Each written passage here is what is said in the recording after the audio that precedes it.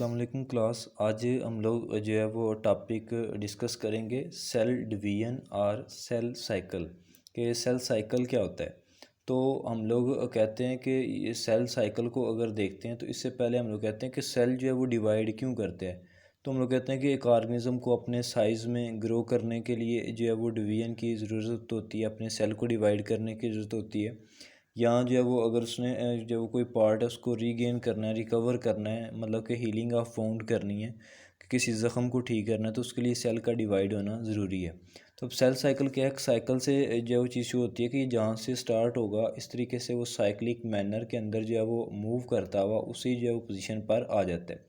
तो cell cycle की अगर डेफिनेशन देखते हैं तो हम लोग कहते हैं the period of time in which cell undergoes the sequence of changes, कि ये एक ऐसा वक्त होता है जिसके अंदर सेल के अंदर एक सीक्वेंस के साथ, एक तरतीब के साथ जो है वो चेंजेस आते हैं, तब्दीलियाँ आती हैं और उस वक्त तक आती हैं अनटिल इट कंप्लीट माइटोसिस, जब तक उसके अंदर माइटोसिस जो है वो मुकम्मल नहीं हो जाती।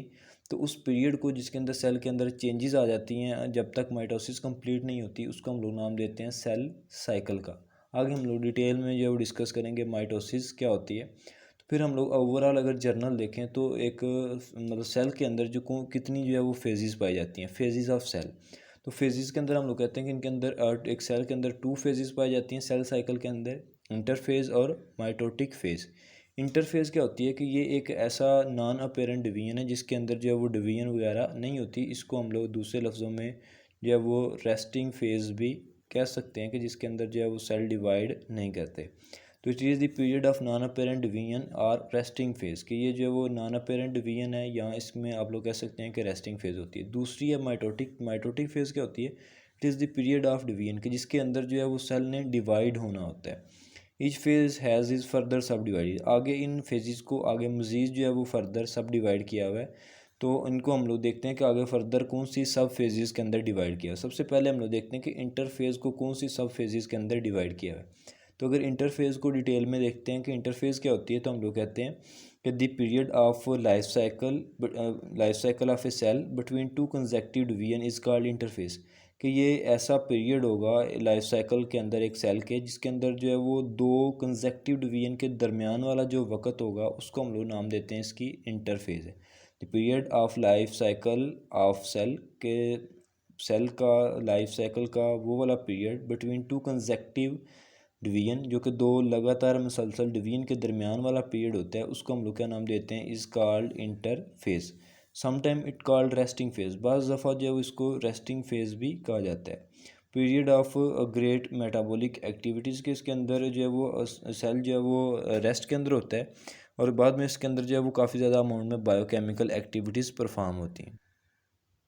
फिर आ जाता है कि जो इंटरफेस है उसको फर्दर डिवाइड किया हुआ है फेजेस के अंदर, जिसमें मेन या जो मेजर हैं वो G1 phase, S phase and G2 phase. इसके अलावा और भी होती हैं, इसमें नंबर 1 पर G1 फेज़ है, फिर हम लोग नॉर्मली कहते हैं उसके बाद G0 फेज़ आ जाती है, G0 फेज़ के बाद S फेज़ आ जाती है और एस फेज़ के बाद G2 फेज़ और G2 फेज़ के बाद आ जाती है M फेज़। बेसिकली ये फेजेस जो है वो एक सेल साइकिल के अंदर इसकी इंटरफेज़ के अंदर प्रेजेंट होते हैं, लेकिन मेजर या जो मोस्ट इंपॉर्टेंट है वो ये 3 हैं, G1, S और G2 फेज़। इनको आगे वन बाय वन स्टडी करते हैं कि इन फेजेस के अंदर क्या होगा। सबसे पहले अगर देखते हैं इंटरफेस के अंदर G1 फेज़ को, तो हम लोग कहते हैं it is the period of extensive metabolic activities. इसके अंदर काफ़ी ज़्यादा मकदार में मेटाबॉलिक एक्टिविटीज़ होंगे। यहाँ आप लोग कह सकते हैं कि इसके अंदर जो है वो काफ़ी ज़्यादा नंबर के अंदर जो है वो एक सेल के अंदर जो है वो केमिकल रिएक्शंस होते हैं। Cell normally grow in size, और सेल जो है वो साइज़ के अंदर ग्रो करता है कि उसका साइज़ इंक्रीज़ होता है।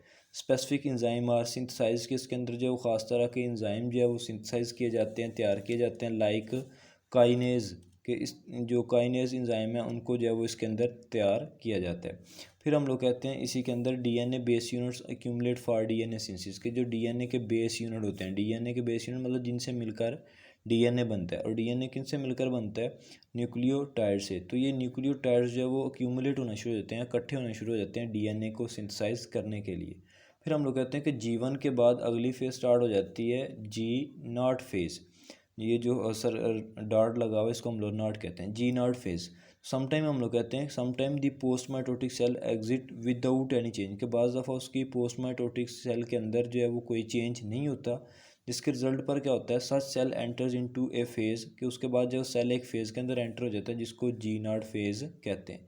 फिर इस फेज़ के अंदर क्या होगा कि this phase last for days weeks or in some cases whole life, कि ये जो फेज़ है जी नॉट फेज़ जिसके अंदर कोई भी एक्टिविटी परफॉर्म नहीं होती, हम लोग कह सकते हैं कि ये जो इसके अंदर होता क्या है कि जो सेल है वो दिन के लिए, हफ्तों के लिए, या जो है वो सम टाइम होल लाइफ के सारी ज़िंदगी के लिए जो है वो जी नॉट फेज़ के अंदर रहता है। जिसके अंदर अगर देखें कि न्यूरॉन्स या मसल सेल्स हैं तो ये जो है वो होल लाइफ जो रेस्टिंग स्टेज के अंदर रहते हैं। तो so these cell do not divide further, तो जब वो जी नॉट फेज़ में चल जाते हैं तो मज़ीद जो है उनके अंदर डिवीजन नहीं होती, या आप लोग कह लें कि इसके अंदर जो है वो फिर नो मेटाबॉलिक एक्टिविटी, के इसके अंदर कोई भी जो है वो मेटाबॉलिक एक्टिविटी परफॉर्म नहीं होगी। तो अगर लेट्स सपोज कि जी नॉट फेज़ नहीं होती तो वो जो सेल है वो जीवन से आगे जो है वो कन्वर्ट हो जाता है एस फेज़ के अंदर। एस मीन्स के सिंथेसिस फेज़।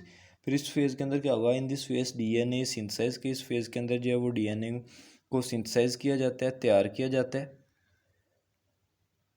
डीएनए को तैयार किया जाता है, and chromosome number is double, और क्रोमोसोम का नंबर जो है वो इसके अंदर डबल होता है। Doubling of chromosome occur and initiate G2 phase, जब डबलिंग हो जाती है क्रोमोसोम की तो आगे जो है वो नेक्स्ट फेज़ स्टार्ट हो जाती है जी2 फेज़।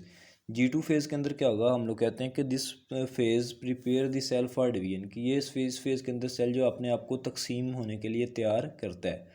तो किस तरीके से तैयार करेगा, कौन से चेंजेस अपनी बॉडी के अंदर लेके आएगा, जिसके अंदर नंबर 1 है कि energy stored for chromosome movement, के क्रोमोसोम की मूवमेंट के लिए एनर्जी को स्टोर करता है। Synthesize of mitotic specific proteins, के वो खास तरह की प्रोटीन्स को बनाएगा जैसे कि काइनेज प्रोटीन।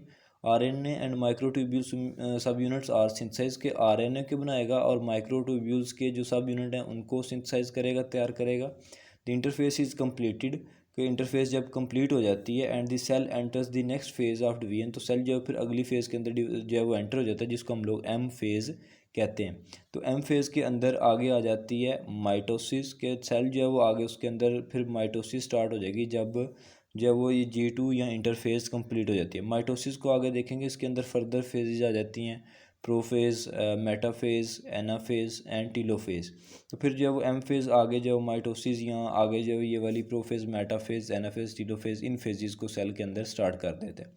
फिर कुछ इसके बारे में कि एक लाइफ साइकिल के अंदर जो है वो इन फेजेस की लेंथ कितनी होगी, जस्ट कुछ इन्फॉर्मेशन है। तो हम लोग कहते हैं कि ह्यूमन के अंदर जो एक सेल है उसके अंदर एवरेज जो सेल साइकिल है 24 आवर्स के अंदर कंप्लीट होता है। The average cell cycle is 24 hours in human cell, कि ह्यूमन सेल का जो लाइफ साइकिल है वो 24 आवर्स का, एक दिन का 24 घंटों का जो है वो लाइफ साइकिल होता है। जिसमें से हम लोग कहते हैं कि माइटोसिस टेक 30 मिनट्स, के 30 मिनट जो है वो माइटोसिस लेती है। जी1 टेक 9 आवर्स, के वो 9 घंटे लेगी। एस फेज़ जो है वो 10 आवर्स, के वो 10 घंटे लेती है। जी2 फेज़ जो है वो 4.5 आवर्स, के मतलब कि 4.5 घंटे जो है वो इसका ड्यूरेशन होता है। फिर हम लोग कहते हैं कि full life cycle in yeast के अंदर अगर देखें कि जो मुकम्मल लाइफ साइकिल है वो जस्ट जो है वो 90 मिनट्स के अंदर कंप्लीट हो जाता है। तो ये सेल डिवीजन या सेल साइकिल के रिलेटेड जो है वो कुछ इंट्रोडक्शन था, और उसके अंदर उसकी जो है वो हम लोग फर्दर इंटरफेस की सब फेजेस को डिस्कस किया है। तो होप्स आप लोगों को क्लियर हो गया होगा। अगर कोई कन्फ्यूजन हो तो आप लोग कमेंट सेक्शन में क्लियर कर सकते हैं, पूछ सकते हैं। अल्लाह हाफिज़।